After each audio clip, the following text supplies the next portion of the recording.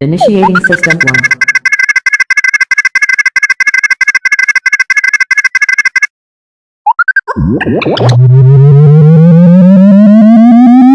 System 1 loaded.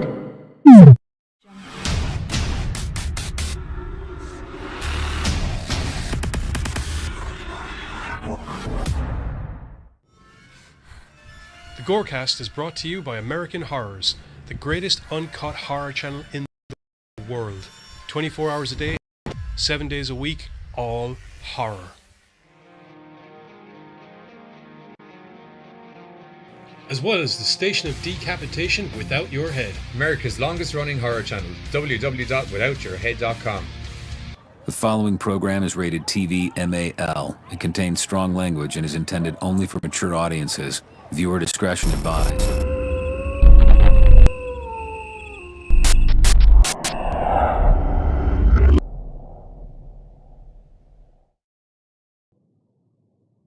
What's up, everybody? It's Tuesday. A little bit later than usual, but we're still here. Johnny had to take a cat nap. Or I don't think he intentionally just probably just passed out from the exhaustion of bringing goodness to everybody. Right. What's going on, Carter? Not a lot of. Not a lot. Ooh, Not a lot. Catching up for this week's shows and stuff like that. Watching a lot of movies and yeah. It's the time of the spooky season. Zippers. I watched Halloween 2 and Halloween 2 for reasons we'll get into shortly. Because we're going to be doing Halloween 2 and Halloween 2. Rob Zombie's Halloween 2 and produced by John Carpenter, but I don't know if it's John Carpenter's Halloween 2, but he had his hands. I almost said his penis, but I'll stick with hands. I don't think he was that involved. Oh, that's what I'm saying. I feel like that's like when your hands are involved, you're just like, yeah. When your penis is involved, you're fully involved. He's like taking, paint swatches and shit at that point. There you go.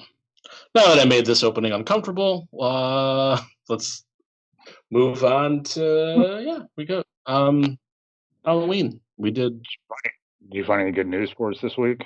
I did. Yeah, I think I did. I found some news. That's all I'll tell you. I found news. Right. Yeah. Well, the first news bit's probably the best. The other two, I don't know. I mean, I read the stories, but I don't know how exciting it is for the viewing audiences. But the first news bit is actually, in a way, a follow-up on a previous news bit that I don't remember when we did it, but I know we talked about it. And that is Fede Alvarez's Texas Chainsaw Massacre. Yes, that's the same reaction you gave the last time I talked about this. Excuse me. To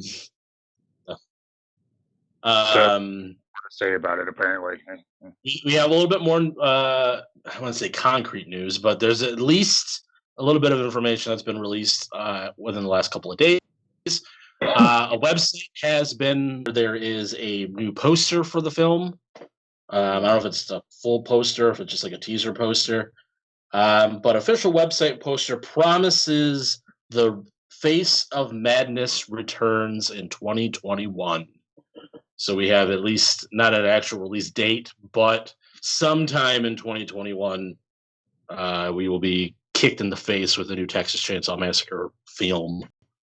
That is an awesome way to pinpoint. Yeah, whatever. I wanted to be shitty. Then I'm like, you know what? Like, save it for something good. Fuck it. Yeah. On the site, you can enter your email address to receive a motion poster and a code redeemable for an exclusive calling card in Call of Duty Warzone and Call of Duty Modern Warfare. I'm sorry, did we change news? No, it's the same. It's the same thing. Johnny is tickled pink.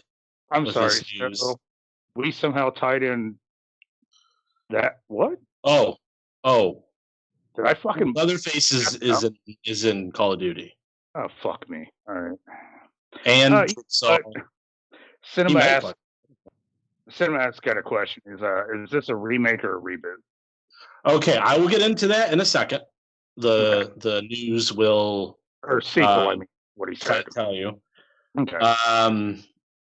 There has been, I think, as of yesterday or today, Leatherface is available in Call of Duty, Warzone, and Modern Warfare, as well as Jigsaw, and a couple other people. I can't remember if there's more, but I know those two for sure. Johnny's very excited because I can see his face just lighting Mortal up. Like, Kombat. there you go. Well, fucking Mortal Kombat did it. We could do it too. Yeah, exactly. That's exactly what they for Halloween. Motherfuckers, like you're the Grinch of Halloween right now. I love fucking Halloween. I'm the fucking Grinch of Texas Chainsaw Massacre. Oh, that is understandable. I guess that is very understandable because I think 95% of the human race is a Grinch towards Texas Chainsaw Massacre. Say it's like days of Halloween almost year round. So going further on into the news bit and to answer the question, the new film is a continuation of Tobe Hooper's shocking 1974 classic. Marks the return of Leatherface, reintroducing one of the most iconic villains of horror genre to a whole new generation. Even though they've kind of been doing it for the last So we're knocking out the Dennis Hopper sequel and going straight from the first one. I would assume the way it's worded. So we're kind of pulling like the same bullshit that Terminator Halloween and Halloween too. Halloween. Yeah. Halloween's twice. I forget that Halloween did it, but I seen Terminator recently, so like that's why that one stuck. Yeah, they're it's what it seems like. It seems like this is a direct sequel to the original film. So this is going to be probably something similar to 2018's Halloween. That kind of well, I was going to say because Cinema Reaper was like, as long as I can see Bill Moseley play the cook again, I'm happy. So I was kind of getting ready to Google that, unless you've actually got it. I don't. We have a casting yet? Shit. There is something, and I backed out of the story to find the other one. Okay. 2021? 2021. Yeah, give me a microsecond, because I was trying to be ahead of myself and have this other story ready to go. Oh, no, you're good. I'm looking it up. I'm not trying to fuck you up. Yeah. No, I'm just saying the one time I'm semi-prepared to not sit at the blank screen and try to do the next story, it bites me in the ass. And then we get into this awkward moment. So obviously my attempts have failed. All right, give me 1 second. I got the story right here. We have Isel Fisher, Sarah Elsie Fisher, Sarah Yarkin, Mark Burnham, Mo Dunford. Well, that's a cool name. Some weird French guy. Yeah, nobody really of any interest.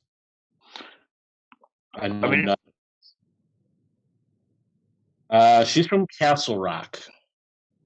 That's what I don't know. It just says Isla Fisher, Castle Rock. That's all I know. I don't know. This is what I got. They're words. It doesn't say who it is. I know, but that's pretty much all I got too. I don't know who any of these. I don't know any of these people, Johnny. I'm sorry. I'd actually seeing faces. It was just the article with the names. That's what I like Snatch and Jessica Allen from the Laundromat, and right off, like none of these people sound familiar. Yeah. Right. Literally the local laundromat, the one that you go around the corner, chilling there doing a load of clothes for the week. But yeah, so Probably, obviously, expect more once we get into 2021. I know when Johnny will be doing some zombies on Thursday for Call of Duty. So when he does his streaming, expect there to be some leather faces. Oh, okay. So yeah. Oh, Thursday. That's true.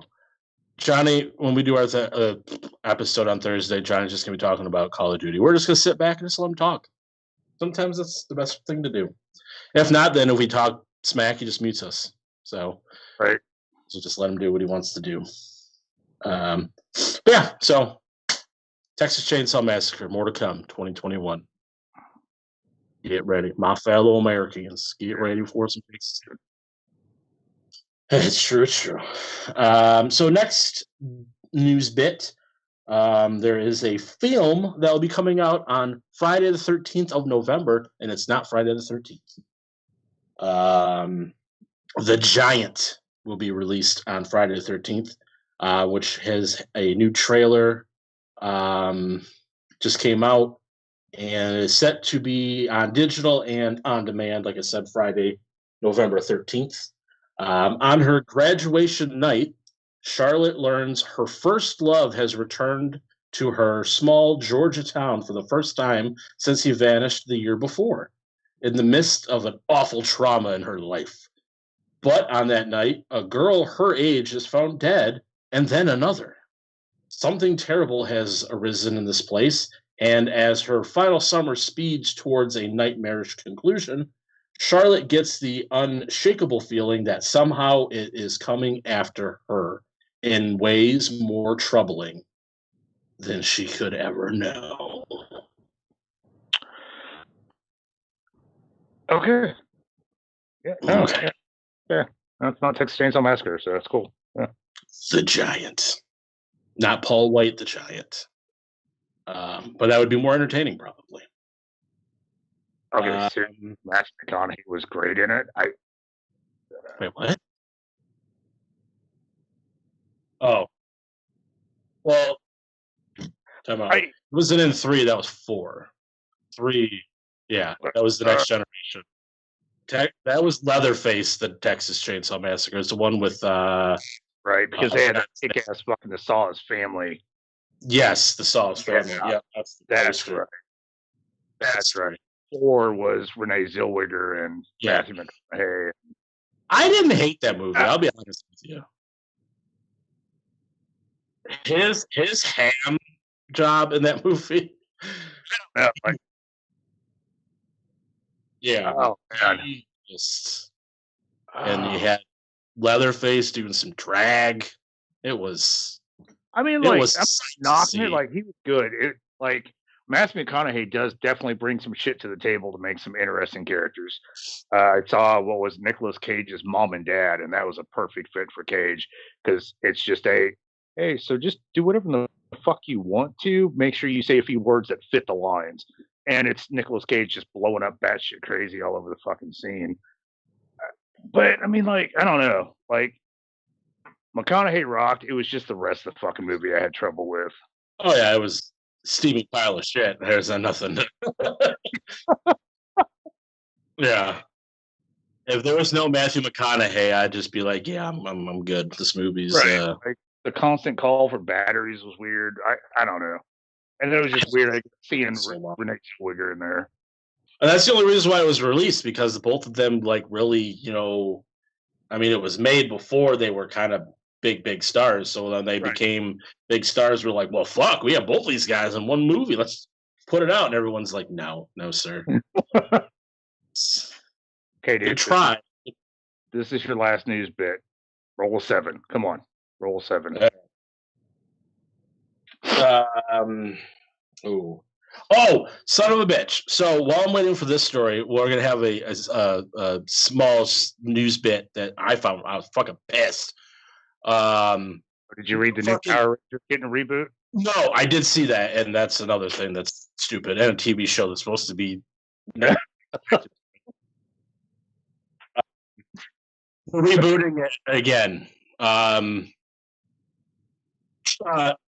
All of our American friends know that on Halloween and Thanksgiving and Christmas time, you're ready for fucking Charlie Brown specials. More fucking Charlie Brown specials aren't going to be on TV this year. Oh my god, I'm so pissed.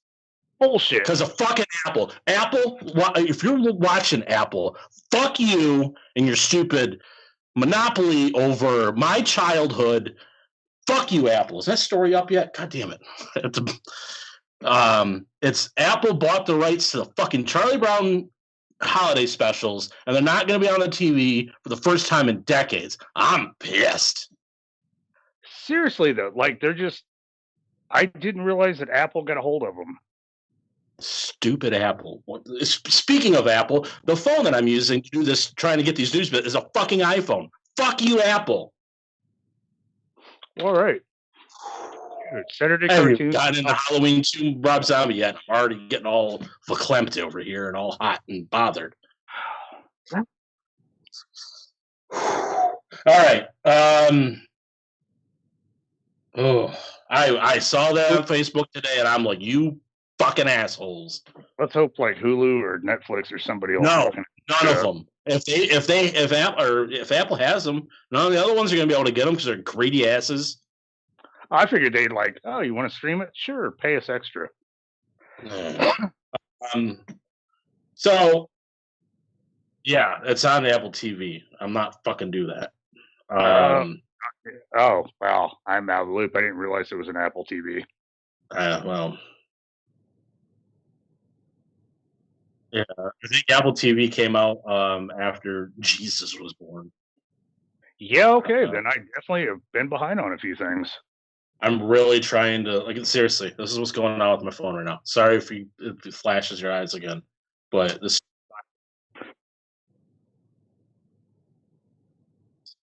Yeah. Yeah. Yeah. Thou shall let there be Apple TV. So we have another movie or something. Something is having a trailer. This sounded interesting. I don't know how it sounds to you, but the movie is called Spontaneous. It says high school. What? Spontaneous. Like so far, I'm not really feeling anything. Yeah. Well, strap your seatbelt on because I don't want you getting too out of control. Here we go. All right. This story is going to be going back and forth like a roller coaster. High school is hard enough, but for the characters, Paramount Spontaneous, it's about to get a whole lot messier. Based on the explosively funny novel by Aaron Stammer, Brian Dudfield's coming-of-age comedy of horrors sees a particularly strange epidemic spread through a high school. These teens, well, they're quite literally exploding at random. People just exploding at random. Okay. No, seriously, exploding like gory water balloons, as this says. Not my words. When students in their high school begins inexplicably exploding, literally, seniors Mara and Dylan struggle to survive in a world where each moment might be their last. As a unexpected romance blossoms between them, Mara and Dylan discover that when tomorrow is no longer promised, they can finally start living for today. But people are exploding, though. Like, I'll just watch the movie just to watch people exploding. I'll just put the fucking movie on mute and just watch people blow up. Yeah, like, I just... You know what? Guess what? You do news bits next week. Because I didn't say... No, I'm not saying, like, oh, wow, Buzz just, like, looks for the worst shit. No, I'm just saying, like, this one, it just sounded like some kind of fucking, Disney kind of base, like, oh, hey, we're gonna have like kids explode in school, kind of thing. Like Disney explode people. I don't remember that. I don't know. Like they're trying to start moving their shit up to R ratings, so like I just figure, maybe. Yeah, so Charlie Brown. I'm pissed off about that. Apple, I want you to contact me. My email address is, I'm not going to tell you, but you know where to find me. You have control over the universe. So it is shut down. Which one's Buzz? Oh. If I'm not here on Thursday, go check your local No, Apple store. like I admit, like that sucks, because I still watch that shit. Like because it's childhood. I dig it, but See, I mean, they're easily found. Like, you can purchase them on digital video disc for people who still do that, or the Blu-ray for people who do that. Some old people. The VHSs. There's feel like you got a little something Blu-ray. Like there's a thing called Laserdisc. I'm not a Blu-ray fan myself, but even I'm all like, oh, Blu-ray, DVD, whoever. You're all like Blu-ray. No, I'm fine. It's just saying it. But yeah, I went away from buying them because, like, for me, watching them on the holiday is when I have to watch it on TV. Oh yeah. No, like I get what you're saying, but like it's not the same feeling, so I never bought it. Now, because of Apple, I might have to go buy it now. Right. No, and I get what you're saying, but like, what was it? A Christmas Story is one of the things I watch for Christmas. But I still got a copy just in case of that bullshit. Like there's like, oh hey, we're not doing it anymore. Stuff like that. And because a lot of my shit is digital, and unfortunately I've lost more hard drives than I can count, I have gone and started like grabbing. You need to get a digital video disc. I do. Sorry, gas. But like I said, since I've lost so many fucking hard drives over time and had to rebuild that collection, that shit that's in the 80s is a lot harder to find now. So like I've gone and started rebuilding the physical collection, Killer Clowns from Outer Space, shit like that. That's harder to find. Yes, it's a good motion picture. It is. Motion picture, a film. Yeah. So Katie says Buzz's email should be I hate Jason takes Manhattan at goremail.com. So it should be I hate Apple. That's where I'm going. Jason, I don't know, dude. Like like it's a hard call between the two. Like Apple and Jason takes Manhattan. Right. Oof. Jason takes the Big Apple. I see how I connected the two. Oh God, I'm so good. Halloween 2. Let's get on to more pressing matters between what my email address may or may not be. Halloween 2 came out in 1981. The follow-up to the smash hit Halloween from 1978. Wasn't supposed to happen, but it did because people want more money. What can I say? When you make money on something, people that want it want more of it. That's how sequels work, right? Okay, good. I'm glad. Yeah. Sorry, I multitask. I got to read. I got to listen to you. I then.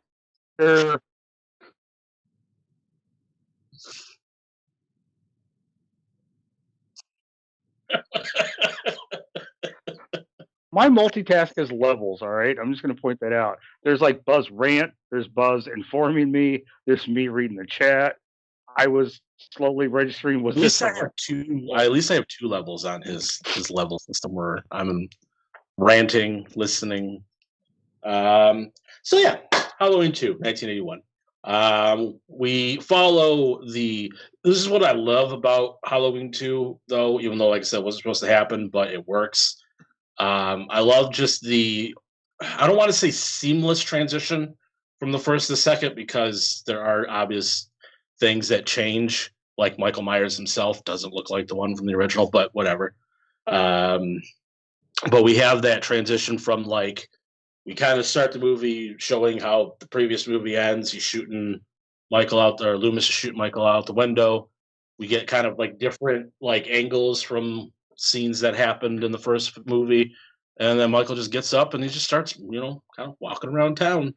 And then you see Loomis, I shot him 6 times! I shot him in the heart! And the other guy's like, dude, you're crazy. Just chill out. You couldn't have shot him. He would be dead. He's not human! This is the exact way the movie went. I do feel like at one point, when does everybody, hey, you know what? You know more about this than I do, fucker. Like, lead the way. Because without fail, like that I mean, that's kind of how, especially the first one, like the Sheriff Brackert, Sheriff Brackert. It's kind of how it is. He's like, it's like, I've been following you all night, and you haven't produced anything. And then he still kind of does it until we get into Halloween 2, because. And that's what I'm saying. Like, okay, so, dead bodies. Who's right? Who's right, fucker? Like, at one point, you kind of have to settle down and go, okay, what do we do? Thank you. Here we go. The only thing, you shot him. You got to shoot him 6 times. The only thing that he really physically, the sheriff at least, physically sees of any damage or anything that Michael has done is the killing of the dog, and he sees the dog's body up in the house because he ate him. Which that's another thing. We'll get into the Rob Zombie thing that didn't make any sense to me, but whatever. It's really until the sheriff goes to the house where his daughter is on the gurney. That's the first time it's like, oh shit. He's physically seeing the outcome of what Loomis has been spewing for a movie and a half now. But I mean, this movie, it's a lot of it's just more, especially kind of the beginning is more just the same. Michael Myers just kind of strolling around and killing just random chicks and stealing some old lady's knife after she's making a sandwich. That sandwich looked pretty good, though. I think it was like a ham sandwich that she was making for her husband. Yeah, I'll have to take your word for it. I completely just watched it. Oh my god! No, I watched it. I just did not take it to the scene. As I sit to a movie, I'm like, oh, there's some character growth. Ooh, look at that little fucking kill. I don't necessarily I love that fucking apple crisp she made 20 minutes in the fucking. You should.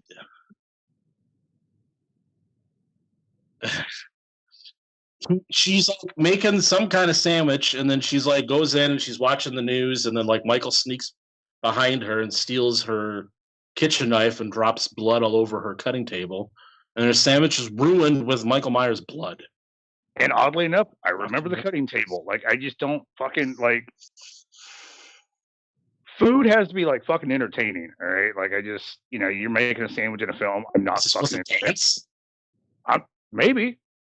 Okay. I don't know.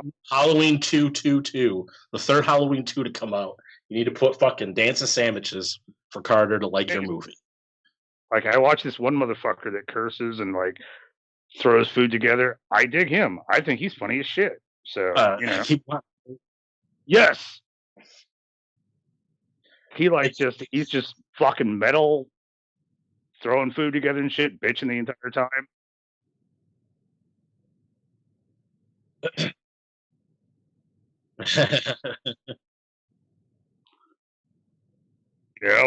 That guy makes fucking food entertaining. So yeah, I just watched one about fried rice for no fucking reason. But a lady making a fucking sandwich, I'm like, is she gonna die now? Swear at it? Is she gonna die now? No. Oops. Oh, dude, he swears at every fucking thing. He swears at himself for fucking swearing. He just packs that shit in.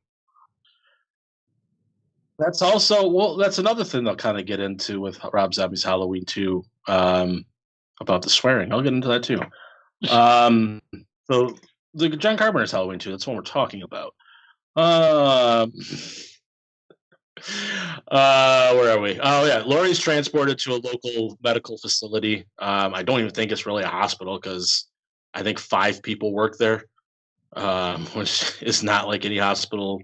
I mean, back then it may have been, but maybe. I was kind of surprised on the skeleton staff that worked there. Granted, I guess that wasn't the ER room, but it just seemed like he would have more than 2 fucking people. And the one doctor that's on call was drunk off his ass. Right. like they're like, Doc, he's like, yep, she's got a lot of problems, and so do I. And give me that coffee, and I probably shouldn't touch sharp things. And you picked the wrong night to come to the hospital, young lady. And that's I feel like anytime he's around, it's the wrong fucking night, dude. yeah. We think that Michael Myers is the reason for high death rates in Haddonfield. No, it's the drunk doctor. He's just malpractice after malpractice, just killing people. But yeah, so she's transported to this local medical facility, and Michael Myers follows her there. That's pretty much the gist of the story. It's the same film, just in a hospital.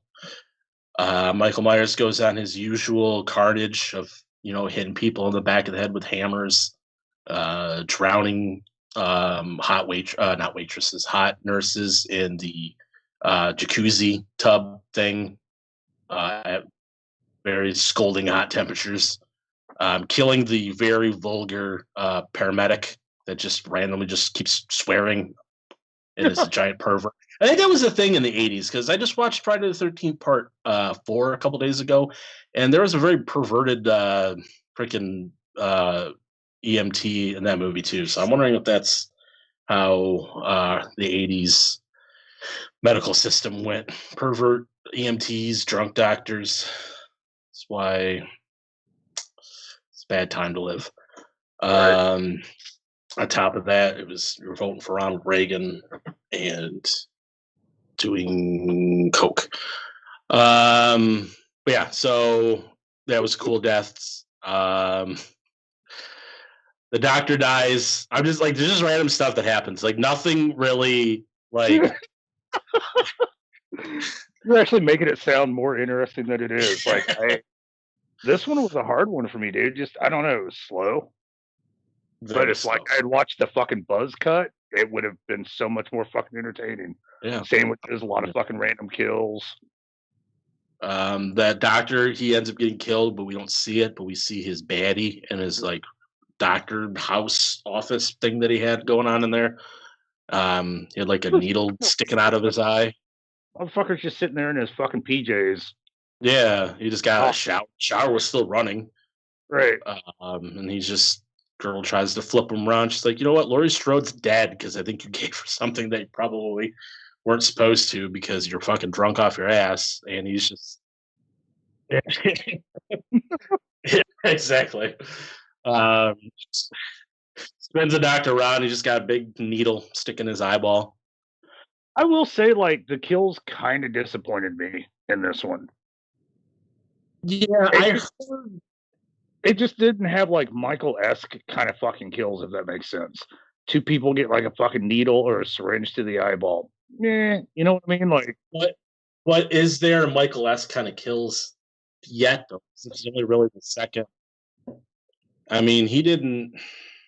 I don't know. Like, there just was a little bit more manhandling, I guess. Like, people getting thrown around, choked out, like rougher, I guess. I don't know. Ooh, rougher. No, he hammered that dude in the back of the head with the claw of that hammer. That was pretty intense. No, I said he hit him, or maybe, I don't know, whatever. This is the film where we have the unnecessary plot put in that Laurie is actually Michael's sister, which wasn't supposed to be a thing, but when Halloween 2 came out, they're like, we got to make this make sense for some reason, because why is there a second film, and why is he still going after her? Oh, because he's related to her. That's his sister, maybe. Yeah. So yeah, we get that little nugget of information told to us via some random ass lady that works with Dr. Loomis that we have no idea who the hell she is. Right. He's like, boom, plot bomb. She dropped the plot bomb all over our asses. Then Loomis gets all crazy and he's like telling the police officer that's like, because they go and pick up Loomis at the school because Loomis is still trying to find Michael Myers. They said that like we think he broke into the school and he had like Sam Hain written on the chalkboard, and he had there's a random picture of a girl stabbed with a kitchen knife, but yeah, Sal, whatever. Okay, I know what it is. There's so many conversations that are had between the three of us that it's just weird to the audience that I just start randomly laughing. That's why I love the fucking back and forth where Johnny's trying desperately to get Buzz to say the word the right fucking way. I'm saying it how it was written on the chalkboard. I said Sam Hain. Whatever he says is probably right. I'm not disagreeing that he's most likely right. Just saying it the way that I saw it in the film. Okay, that's fine. Johnny's having a rant on screen. You can see it. I can't, but I'll watch it. Or Sam Hain, depending on who you listen to, Deadly or Buzz. It's not a chalkboard.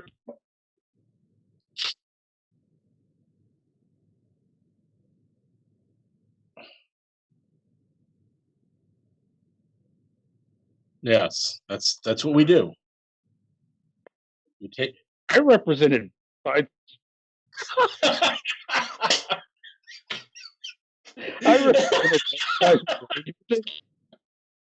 This is where I wish they could hear what's going on over there. Dude. So, for those that have not heard any of this, you've got Johnny and Buzz sitting here arguing back and forth, and all of a sudden, out of nowhere, we hear Pam's voice thanking Johnny for trying to correct Buzz. It's not correcting me. I didn't create it. I'm just saying it the way. Yeah, he's correcting America. I'm not America. That'd be cool if I was, though. I'm American, but I'm not all of America. I could be Mr. America, like Hulk Hogan in 2003, I think it was. That'd be cool. Me too. Jesus Christ. So after the chalkboard of this individual's name wrongfully spelled on the chalkboard because it's Irish and the Americans fucked it up, what happened next, Buzz? What did happen? There we go. Michael made it to the hospital, killed more people, chased Laurie down a hallway. Loomis and gang shows up. Michael kills the cop that was with Loomis.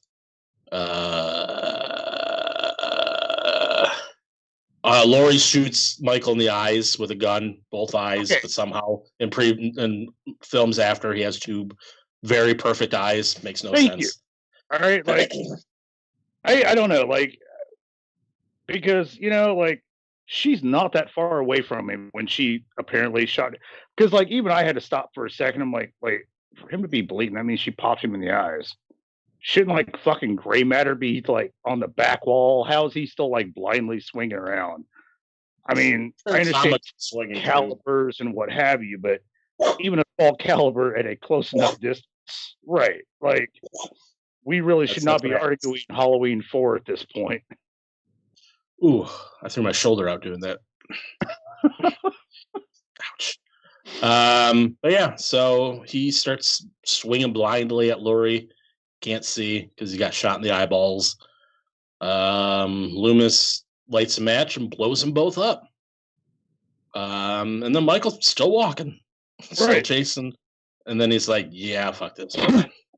Now, I'll admit, because it's been a while, I kept expecting for like a twist, like it was somebody shoved into the mask and they're like, you know how you have like the fucking mouth tape? That was Halloween H2O. They tried that. Right. So I kept expecting it to not be him, but then like the longer we went on, I'm like, nope, that's okay. That's him shot in both eyes and blown up. Okay. Which would equal to 8 times now because Loomis shot him 6 times. Right. And then Laurie shot him twice. It's 8.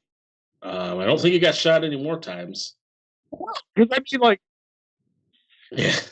I feel like, being blown up equals a lot of bullets. So, I guess I just forgotten how weird the ending was to this one. Still not as the other zombie take on it, but I just like shot in the eyes. I don't remember that. All right. And it's hard to remember that when in the very next film he has very like nice looking blue eyes. Didn't have that. He can see to chase a motherfucker down and shank him. So like no big deal. So you didn't know that in 10 years between movies his eyes grew back. Right. You know that was the thing that could happen. It's because of the power of Sam Hain.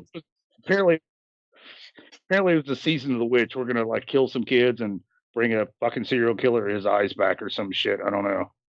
Oh, side effect kind of thing. Onto something. You might have figured out how he had eyes. Or if it wasn't for Season of the Witch. They put the mask on him and they played the Happy, Happy Halloween song. And he got eyes back. Yep. That makes no sense. Halloween 2. And so early in a franchise to get that fucked up. The funny thing is, like, I actually like Halloween 2, and then I watched it and I was like, yeah, it's okay. Doesn't make sense. It doesn't make sense in the long run of things. It's fine. Or anything. It's fine to me where it was at if nothing came after it. But because things came after it, it's where we have problems. But that's what happens when you have a franchise that was supposed to stop after one, and yet you keep shoehorning Michael Myers into things. Oh yeah, no, like that, because I'm a firm believer in you can correct a second film by like rewriting, like, oh look, he got blah blah blah. But once you pop a motherfucker in both eyeballs, like, oh look, it's the fucking blind Michael. Like, it just does not have the same kind of fucking vibe to it. I can imagine him walking around with a cane, just like, touch. But we'll go ahead and cut to a trailer. We'll decompress and come back for more shit for Rob Zombie's Halloween 2. So, cut to the trailer. I shot him 6 times. I shot him in the heart. This man, he's not human. Universal Pictures presents Halloween 2. More of the Night He Came Home.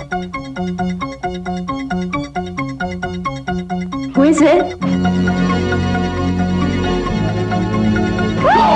There was nothing within him, neither conscience nor reason, that wasn't even remotely human. This is some kind of a joke? I've been trick-or-treated to death tonight. You don't know what death is. Janet, go tell Mr. Garrett we're having trouble with the phones. There is no place to hide. He will always find you. What's this? It's a Celtic word. It means the Lord of the Dead.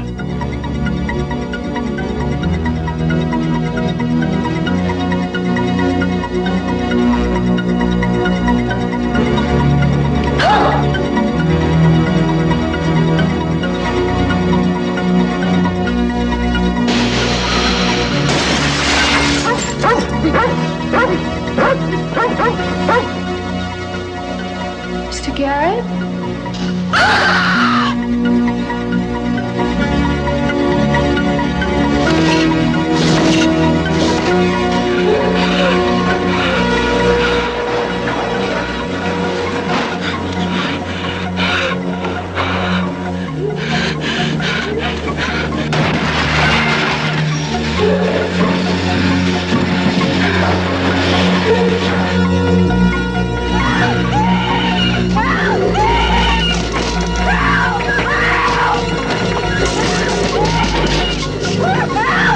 Halloween 2.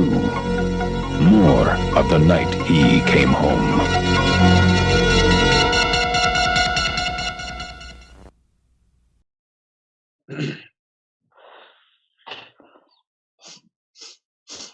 Oh, we're back. Sorry. I thought you were going 3, 2, 1. Okay.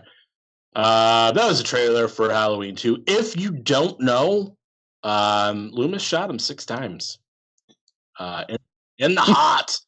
You don't know what death is. That was my interpretation of that scene. Like I said, I like the film. I do, but And the sandwich made in it.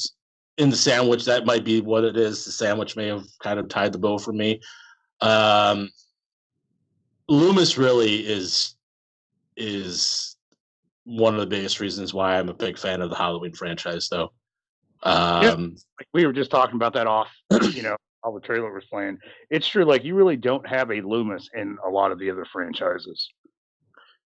You have a couple of people that kind of carry over, but they don't have that, I don't know if a presence or, like I was just going to say before we came back, Friday the 13th had Tommy Jarvis for a couple of movies, but still, one of them, he kind of was almost like a side character. He didn't really seem like he was like the main guy. It's like, I think it was the fifth one.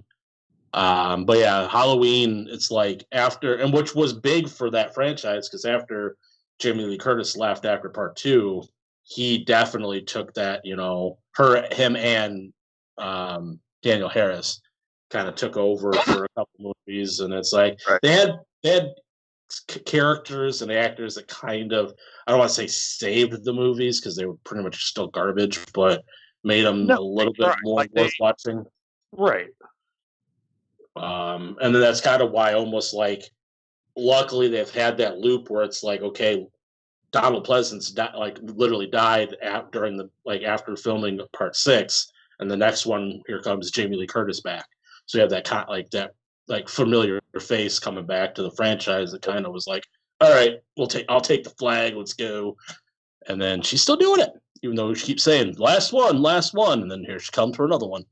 But that's not where we're at. We're gonna go to Halloween 2 by Rob Zombie. Get ready for a bunch of horses. But before that, while any film that has random sandwiches and it seems to entertain you, I just want to say I finally remembered who Old Boy was, and it's what I reckon. That dude makes cooking entertaining as fuck. Oh. So. Okay. Yeah. Yeah. His site or his Facebook's called Nate's What I Reckon. And I could watch that motherfucker do recipes all day, dude.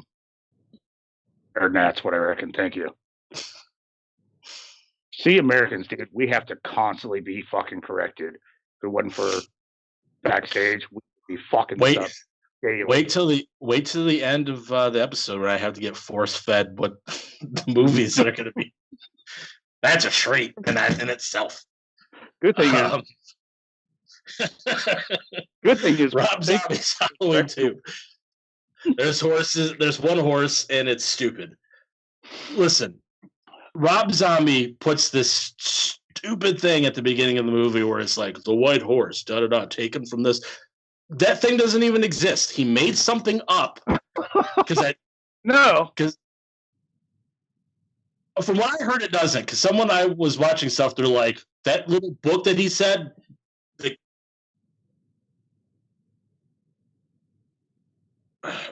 That's dumb. I think he just wanted to put a white horse in the movie, and he's like, I got to come up with a reason. Here's some stupid quote, and it makes sense to him. Because I don't get it. I hate horses, especially white ones.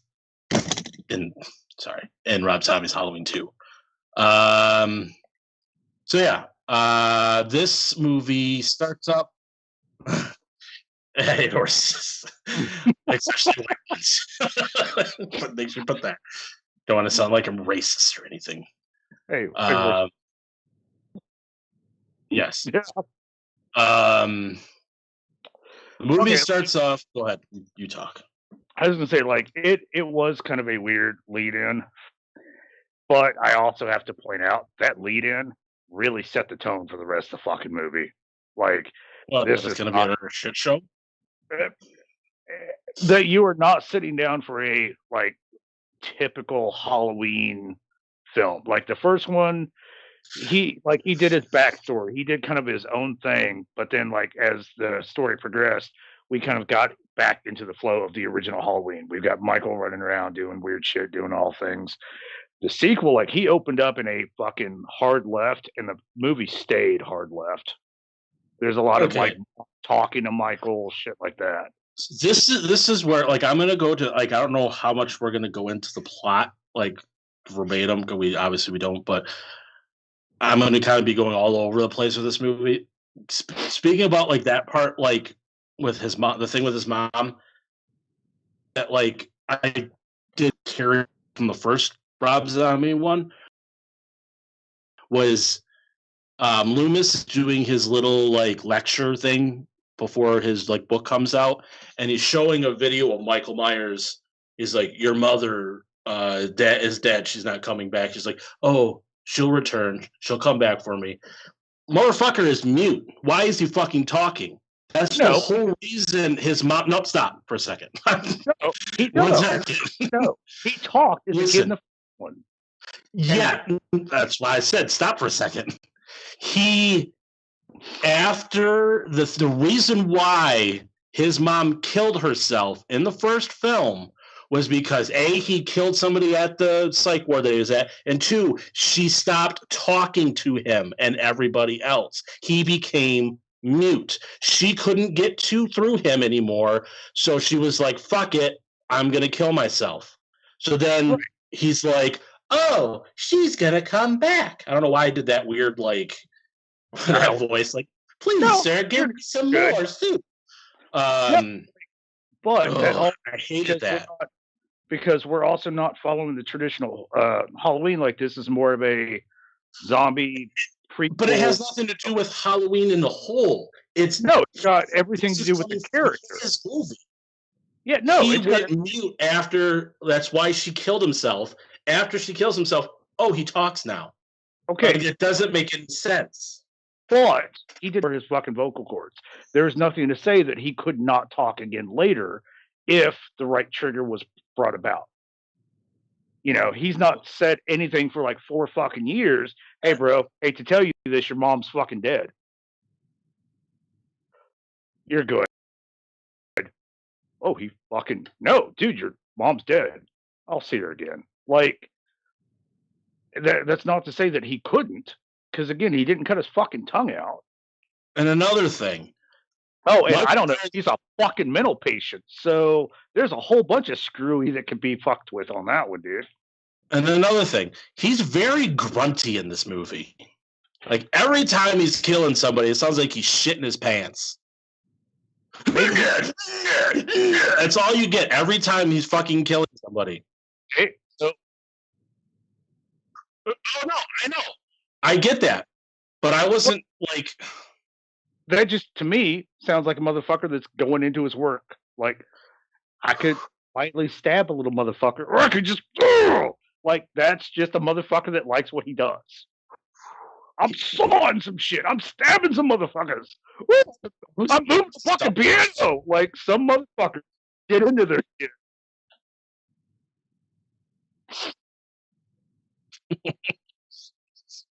You know, like, I'm just saying, you know, like, I've been playing a fucking video game. Die, motherfucker. Like, I'm not killing a motherfucker, but I'm into some shit emotionally.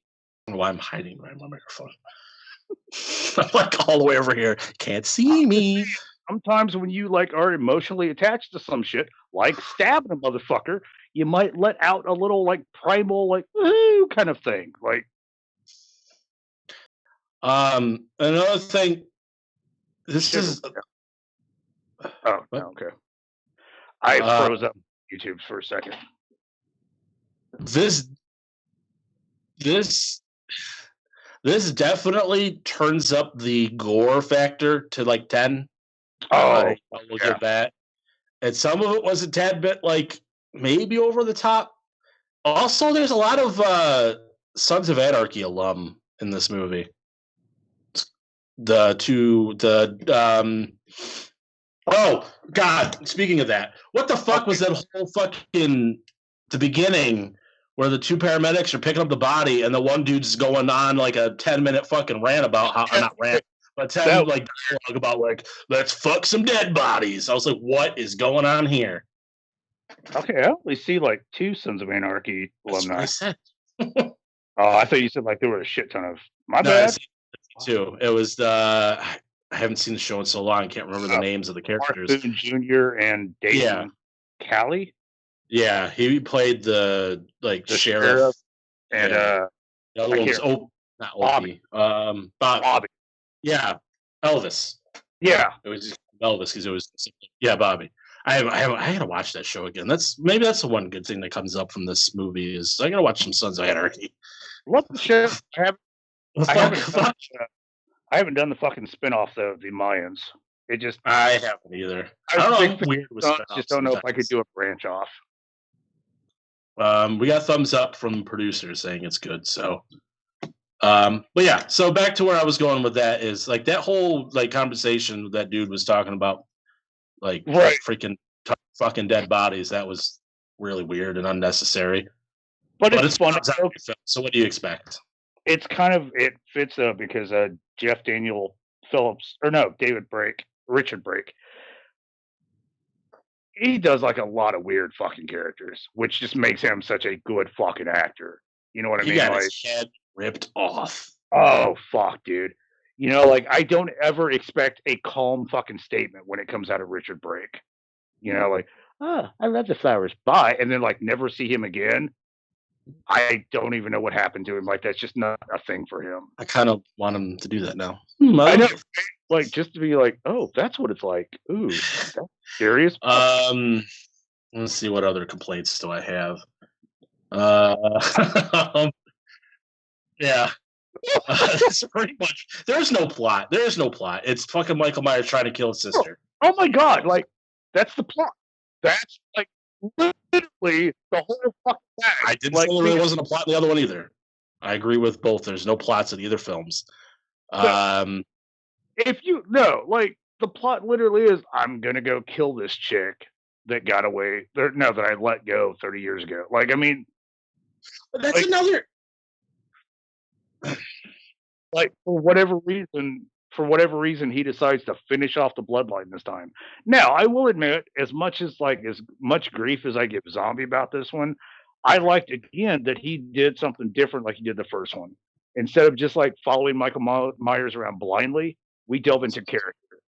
We fucking follow Scout Taylor and Daniel Harris to see what happens after you almost fucking die in like the most horrific night of your fucking life.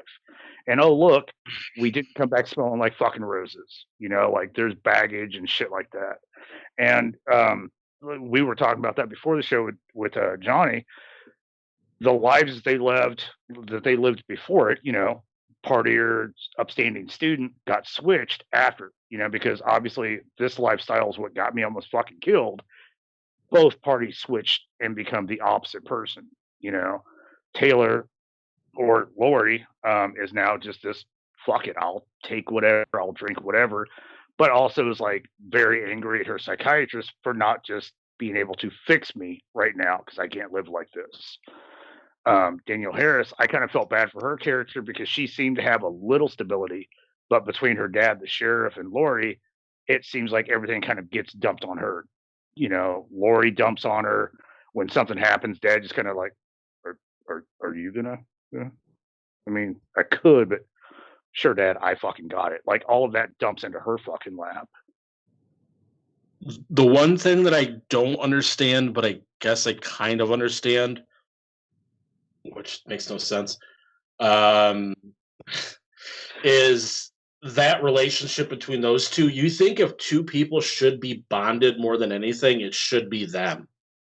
But at least on because like I keep wanting to say Laurie. Yeah. Or Laurie and Laurie. I keep wanting to say Jamie because that's Jamie Lee Curtis's character. Right. But I kind of feel like in a twisted way they are and they aren't. Because like they're stuck together because holy fuck, the two of us survived this. But like Laurie even brought up to her psychiatrist, every time I fucking look at Annie, I want to lose my shit. Because the same person that's my anchor to sanity is also my fucking bottle rocket to fucking crazy. Because all I think about when I see you is that fucking night. The one comment where it's like I get that when she said that, but one of the comments that I think she said to her very early on, not to the psychiatrist, to actually Annie, where I don't know if it's exact what she said, but it's along the lines like, you don't understand what I went through. It's like, bitch, yes, she does. She went through the exact same shit you did. This is before she finds out the bloodline, because that doesn't happen till later, like halfway through the movie. I don't know. Like, I mean, because like Annie throws that in her face, like, oh, I don't fucking know. Exactly. Well, okay, but yes and no. Like Annie got attacked in the house. Annie got fucked up. I'm not taking her boyfriend was like ripped right from her vagina. Right. Like that's some traumatic shit. Like I would say she had it worse. So happy down there again. Like there's gonna be triggers.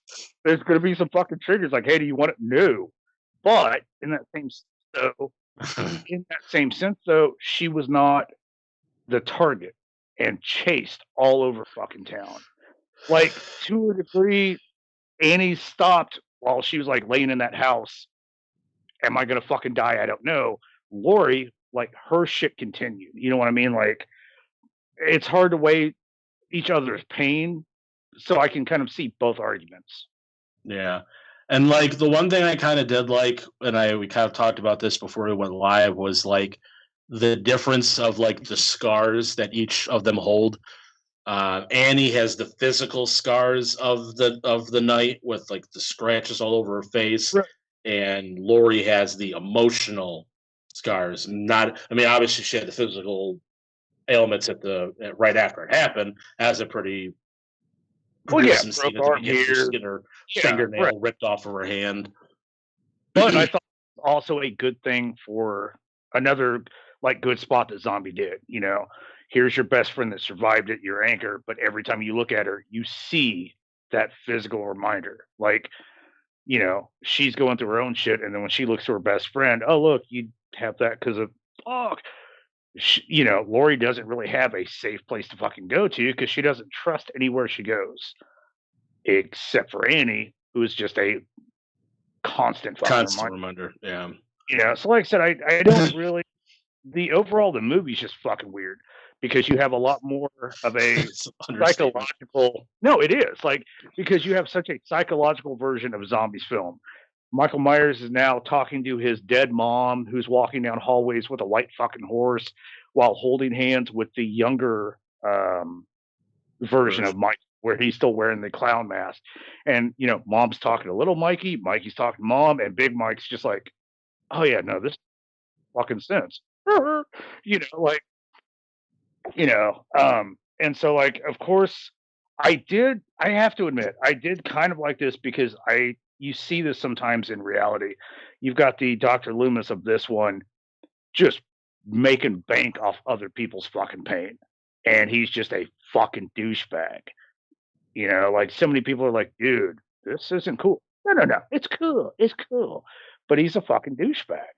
If he said it like that, I would have bought it. It's cool. It's cool. It's cool. Screw you guys. Making money.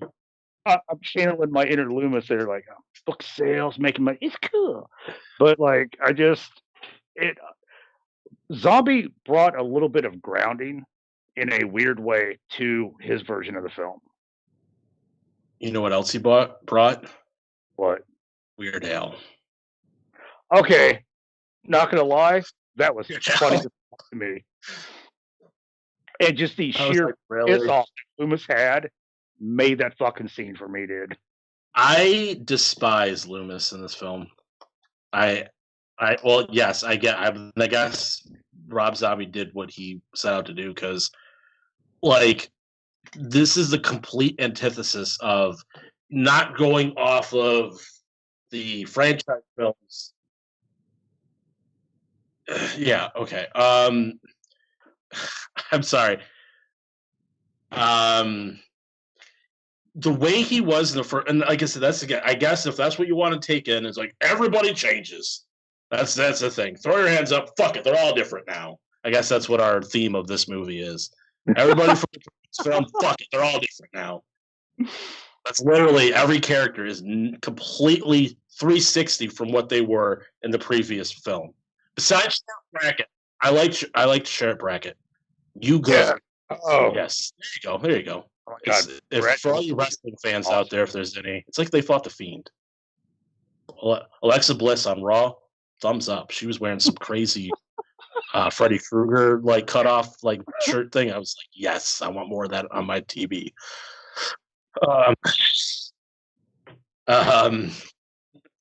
Again, though, like, okay, so Katie pointed out, 100%. I've always appreciated Zombie as a director. Definitely has a creativity. A lot of directors nowadays lack. And I'm not gonna lie, like his creativity is why I dug The Devil's Rejects. Not a big fan of A House of 1,000 Corpses, but I liked it. Like I've liked a lot of his shit. 31, he fucking lost me. Not gonna lie, I fucking can't stand that movie. And this will just have to be on my fucking headstone between me and Deadly because we just don't agree. He, for some reason, likes that movie. Yeah. Okay, because Deadly argued that he saw all of the relevance and like the good behind it, where I was like, that's such a shit fucking movie. Like you argued something about it. Well, there's like, a difference besides seeing Hollywood, what like I get it in. Oh, okay. Maybe it was one of his other ones that you guys are talking about. No, that's weird. No, because I love that one. Either way, so like 31 is the only one that he's really let me down in, but here he had the budget to do what he wanted to do. Oh, fuck yeah. And he had creativity, like we got to know the characters in this one, and we got to know them on a kind of psychological level. And there was still, in my argument, still good fucking kills. I guess apparently a little overboard in your book, but I mean, not. What did you feel like was overboard? Just the amount of death, or the ways? Not the amount, just the way. I don't know, the aggression that he had, kind of thing, or like the chick that he kills at the beginning in the hospital, the nurse lady, where he comically stabs her and stabs her and stabs her for a minute and a half. I think it's like she's dead. We can kind of okay, we get it. She's dead, and then he stops. Oh, one more, and then he's just like, okay, and then that dude that just like, yeah, that's exactly what I thought about. It's like, he dead. He's just here stabs in the background. The one dude that this is another thing is I don't where the fuck did Michael go? Like, what do you mean? He supposedly this 2 years go by. Like where how did he have that crash where the dudes hit the fucking cow and then he escapes? How did it take him 2 years to get back to fucking Haddonfield to go after I don't get it. Well, number one, the motherfucker was walking. Number two, the motherfucker. I get it. Okay, 6 months later. Okay, that makes sense. 2 years? Number two, motherfucker had a few bullets in him that he may have had to sit some shit back. Didn't have a couple fucking beers. And I don't know. Kill the fuck off. I get that. I get him taking a relax for a couple of days, but the dude gets that scene or one of the scenes alone where he's squatting on those guys' property, and the one dude from Sons of Anarchy, they start beating the shit out of him with fucking baseball bats and a tire or whatever the fuck the other dude had, and he's like, "Oh, I'm okay." So again, that kind of reiterates. Oh, hey, so I'm walking, and two sticks beat my ass. I killed him. That took fucking 30 seconds of his time. Yes, but two motherfuckers. This happened through the next 3 years. Is every 5 seconds, someone's like, "Stop, you motherfucker!" 3 years later, he finally catches up to. You take a fucking. You take some cigarette. You got some motherfuckers beating on you. You might take a few stops under a fucking tree and go, "Is this really what I want to do? Do I want to be a serial killer? I do want to kill her." I mean, walk a little bit more. You're snacking. You're growing spiritually. Yeah, okay, I do want to be a fucking killer. And he shows up at fucking Haddonfield. Haddonfield. So, motherfuckers take time. I take fucking time to reflect, all right? Do I really want to cook this fucking dinner? I don't fucking know. I stand around sometimes and decide. So did he, okay? Like, shit happens. I don't like that answer.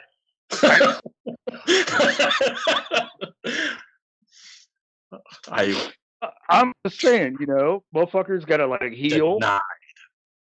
Do I want to kill her? I don't know. Why do I want to kill her? Obviously he did. That was the whole meaning behind both films. Right. But obviously, he would have figured that out before he wasted like 3 or 4 or 5, how many ever people he killed in the first film. Okay, he wants to kill her. In my defense, I've done a lot of shit and stepped back. Do I want to do that again? I don't fucking know. Like, again, it's that personal reflection. It's a Rob Zombie movie. He wanted to do it. He wanted it. Okay, he's having like a lot of fucking conversations, obviously, with mom and mom. What I guess that. Well, babe, do you really want to know why I got a horse?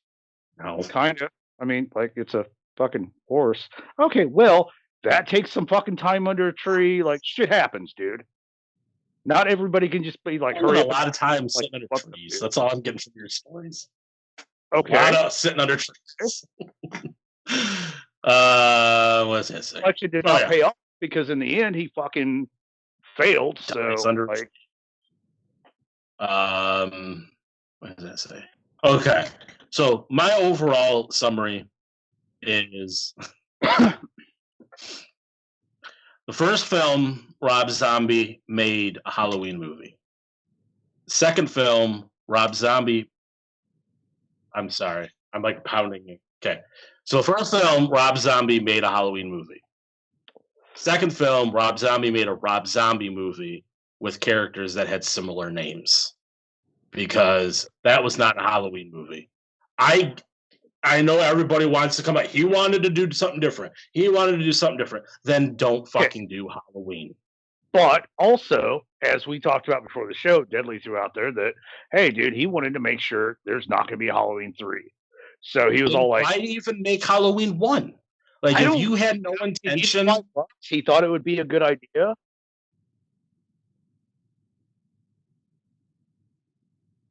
Actually, that's vice versa. He didn't want anything to do with Carpenter. All right. Well,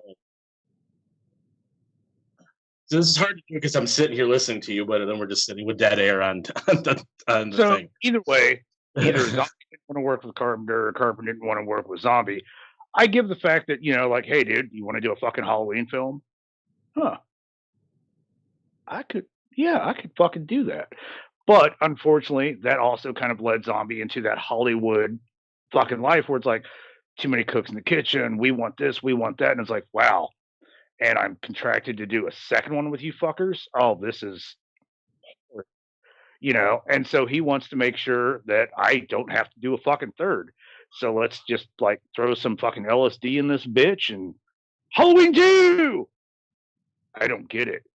Good. All right, here we go. You want me to do 3? Yeah, like, let's schedule that. Is that my phone? I gotta go, bro. Oh, I'm out this bitch. Like, that was Speaking about like that comment about the phone thing, I was watching an interview he was doing. He was on the Joe Rogan podcast. I'm sorry, I keep leaning on my table and pounding my hand. It was about a year ago, and they were talking about stuff like that, and he was talking about Halloween, how he was on set filming shit, and like he would get phone calls from the studio. Oh, this movie that just came out, they did so and so this way. We want you to do it this way. He's like, I just shot like 85% of the movie. If I do this, then the rest of this don't make any sense. So it's like that's the kind of stuff that happened. And unfortunately, there are individuals out there that are able to cater to that and be like, well, I did the best I could. And then Zombie, I would say, no, he definitely, no. Because if you look at his work, El Super Beasto, fucking, like Zombie is better crowdfunding his shit and putting out what he wants to, with just him and maybe 2 or 3 of his best friends going, good idea or bad idea? Oh, dude, don't. Okay, cool, bro. And like going on about his fucking business. You know what I mean? Like, he is definitely one of those individuals that can put out good shit if he's left the fuck alone. And he found out in that first one, like, I really don't want to cook with these bitches no more. So he fuckered up that second one, not in a bad way necessarily, but definitely not in the Hollywood style of what we would do with a sequel and wanting him to now take on the franchise. Because like this is, if you look at it as a whole, this would be a fucking zombie crowdfunded kind of fucking film with the fucking unexplainable mom, white horse, young version of him.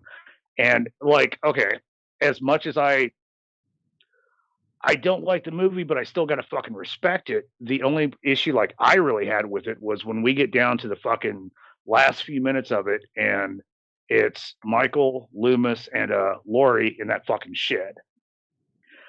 I can't figure out whose fucking mental break we're standing in, if that makes sense. Because you've got her. Loomis is like, honey, nobody's fucking holding you back. She's like thinking somebody's holding her back. Even Michael's like, damn, that bitch be crazy.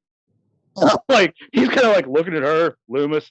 I don't fucking get it. I didn't think I did that. Like, so there was like a lot of weird shit that just stops. And now we've got three people staying in a fucking room and like, woo, what do we, oh shit, I should probably kill you.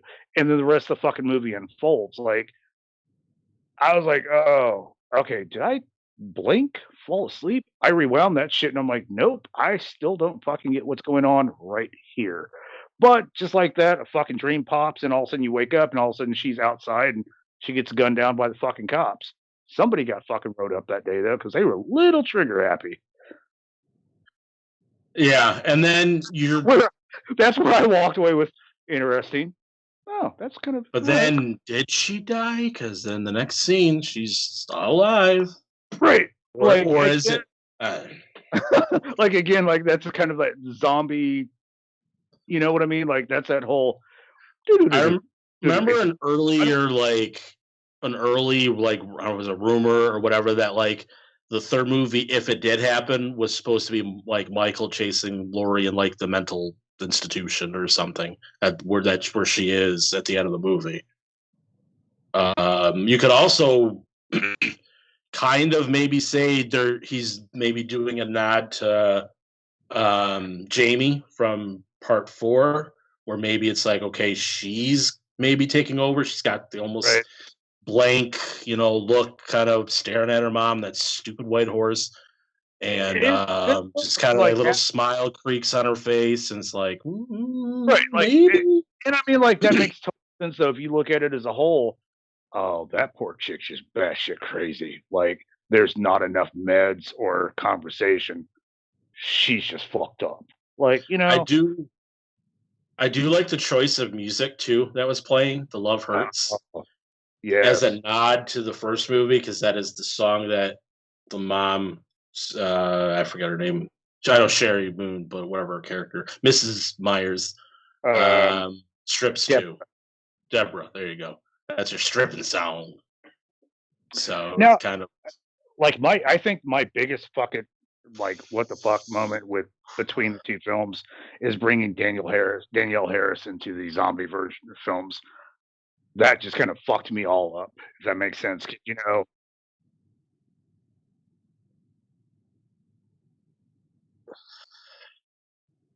Which, in a way, had nothing to do with zombie, but yeah, that's well. I mean, I don't know if it's even the same studio by that time, because I think the Weinsteins did the Rob Zombie ones, and they didn't do the other ones. But I know what you're saying. It like I think we talked about it, or I mentioned it. Like she kind of got like a raw deal in the original. Fuck name Danielle Harris. There you go. Yeah, Danielle Harris was originally supposed to be in Halloween 6. She was underage at the time, so their shooting schedule was going to be more at night, and she was like 16, 17 years old at the time. The studio made her get emancipated from her parents so she could work on the film independent of them. And then so once she did that and got emancipated, They handed her the script, and she's like, "Yep, you're dead within the first 5 minutes of the film." Oh yeah, also your uncle that's been trying to kill you too. He fucked you, and you got his baby in your belly. And she's like, "No, I'm not doing that." And then she backed out. So that's where, like, kind of what Johnny was talking about is how they did her a dirty. We'll say they did her a dirty, and maybe this is them kind of. Wow, maybe that's Rob Zombie was like, that sucks. That's a fucked up dirty. Holy shit. Yeah. Damn. So Okay. that's why. And be like, hey. I mean, I'm not 100% sure if that's obviously why it was done, but I mean, it's a good idea that it could be. Plus, at that time, she was like fucking hands down, dude. I don't give a shit what reason they have. Like, I'll watch Danielle Harris. She's fucking awesome, But like, it just threw me off because it's like, I'm sitting here watching this. She's this little fucking kid that's supposed to be this, and now I'm watching her in a different version. So like that. It didn't like fuck up the movies. It was just more of like one of those like, is there a nod that I'm not getting, or like kind of thing. But I mean, her in general, like I fucking dig the shit out of her. We're gonna go ahead and cut to a trailer because we went on for a while. I went on for a while at a tangent. Now Katie says, "Fuck your stupid white horses. I've got an ice cream truck outside, Buzz." We're gonna go to the trailer. Trailer time, y'all.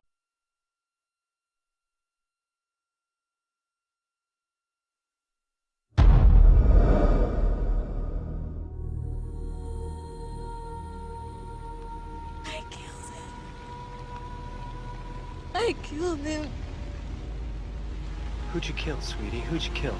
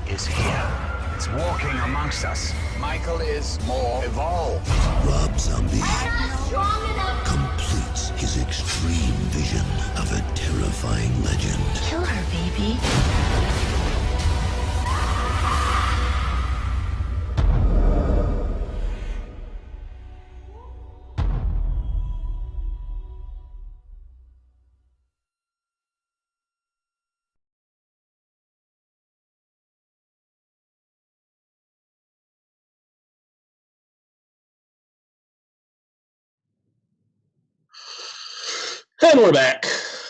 That was the trailer for Rob Zombie's Halloween 2, or it seems like when I look it up, it's just called H2 without the O. It's not water. I've only seen Halloween 2.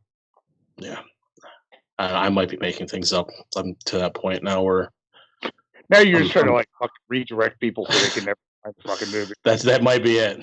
Rob Zombie.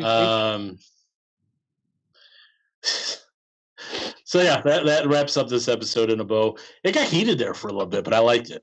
I liked it. Yeah. At the end of the day, we can still be friends after the show goes off the air. We'll see. But yeah, so let's just not talking right now. Yeah. Check out next week's episode to see just me and Carter sit there and not talk to each other as we review Silence. So later on in this week, Thursday, we will be doing our last, I think, lead up to Halloween with our 3, because I think this is Giz's 3 picks, which I think would be the last of the 3, or the 4 I meant. Oh, actually. Yeah.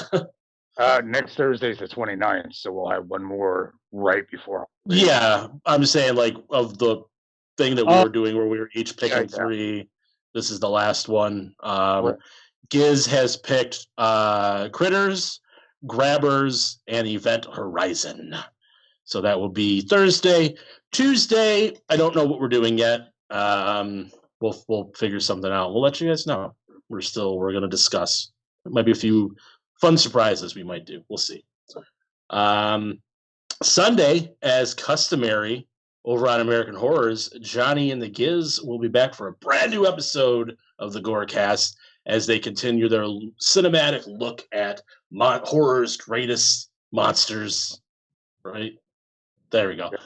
This week being Frankenstein, and just in that occasion, they filmed a little short called Gizenstein that we will be the Bride of Gizenstein that we'll be taking a look at right now. So until Thursday, GoreCast out, motherfucker.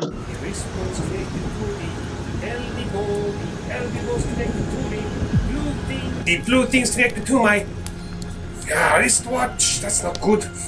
Okay. At last, the time is nigh. Igor, couple of minor modifications were all ready. Igor, bring me my copy of Grey's Anatomy, Popular Mechanic. And Monaco. Nice. Classified section is really good for our work.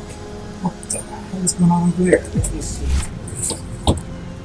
Electrical level set. Turbines. Power the turbines! They said it couldn't be done. They said I was crazy. I'll show them. Igor, bring me the liver. Who the hell are you calling Igor? What is going on here, by the way? I'm building myself a bride of Gizenstein. It can't be done. It's crazy. She's alive!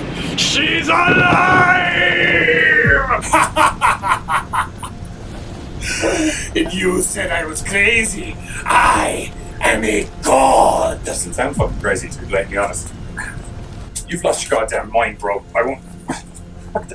Why does she look like my fiance? Honestly, I haven't really seen a great variety of women over the last year or so, and yeah, I get that. This gives me several ideas. Join myself and the kids this Sunday, 8:30 p.m. CST, whatever that equates to is GMT, is only on American Horrors, where we're going to be doing in-depth cinematic retrospective of horror's most famous icons. This week is part 4, Frankenstein's Monster. You're going to come with me for a moment. I have someone you need to meet. Hello, guys. This fucking shit again?